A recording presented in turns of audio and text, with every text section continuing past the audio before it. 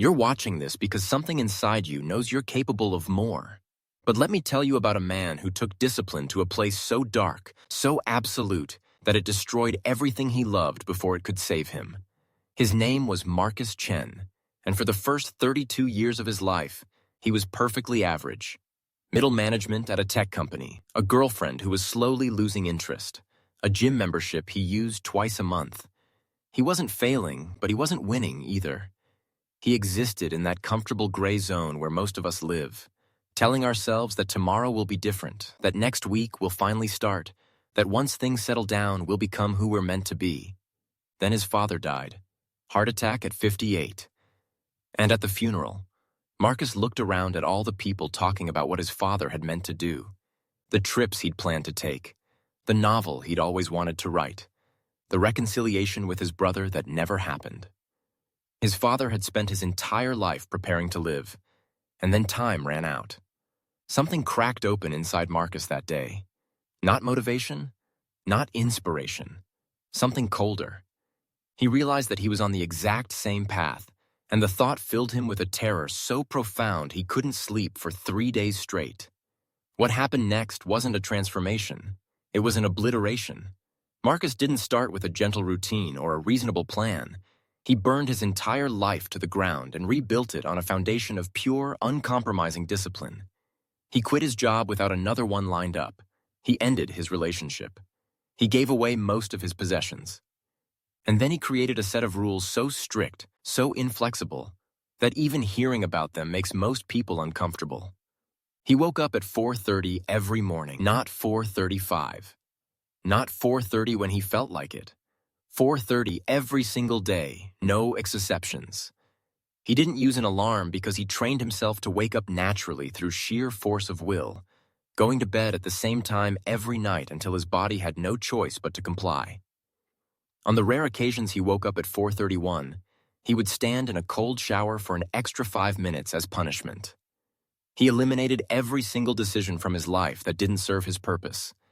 He ate the same meals every day, prepared in bulk on Sundays. Oatmeal and eggs for breakfast. Chicken, rice, and vegetables for lunch and dinner. No variation. No treats. No exceptions. When people asked him if he ever got tired of eating the same thing, he would look at them with an expression of genuine confusion, as if they'd asked whether he got tired of breathing. His workout routine was equally mechanical. 2 hours every morning, following a program he designed with scientific precision. He didn't skip days. He didn't cut sessions short. He didn't negotiate with himself. There were mornings when he was sick, when he'd slept terribly, when every fiber of his being screamed for rest. He trained anyway. He said that comfort was a virus that would spread through your entire life if you gave it even an inch. But here's where it gets truly unsettling.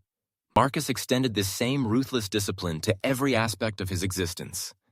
He allocated exactly 45 minutes for social interaction per week, scheduled in advance. He read for precisely 90 minutes every evening, setting a timer, stopping mid-sentence when it rang. He tracked everything in a notebook with obsessive detail. Hours slept, calories consumed, pages read, money spent, minutes wasted. He created punishment protocols for any deviation from his rules. If he caught himself mindlessly scrolling on his phone, he would delete the app and do 50 burpees immediately. If he ate something unplanned, he would fast for the next 24 hours. If he slept past his wake-up time, he would subtract that time from his sleep the following night, forcing himself to wake up earlier to compensate. His apartment became a monk's cell. White walls, a mattress on the floor, a desk, a chair, a single lamp, nothing else. He said that every object in your environment is a tiny decision your brain has to make, a microscopic drain on your willpower, and he was eliminating all friction between himself and his goals. Within 6 months, his transformation was staggering. He'd built a physique that looked carved from stone. He'd taught himself to code at an expert level. He'd read 68 books. He'd started a business that was generating revenue. He'd become someone completely unrecognizable. People started to notice. They called him inspiring. They asked for his secrets. They wanted to know how he'd developed such incredible discipline. But if you looked closely, if you really paid attention, you'd see something else in his eyes.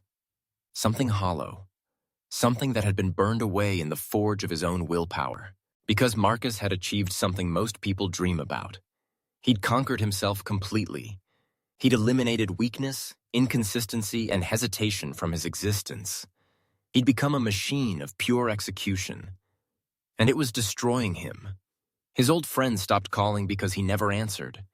His family grew distant because he only allocated time for them in predetermined blocks. He hadn't laughed in 8 months. He hadn't cried.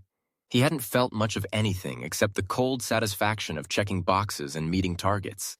He'd wanted to become disciplined, but he'd become something else entirely. He'd become empty. The breaking point came on a Tuesday morning at 4:30.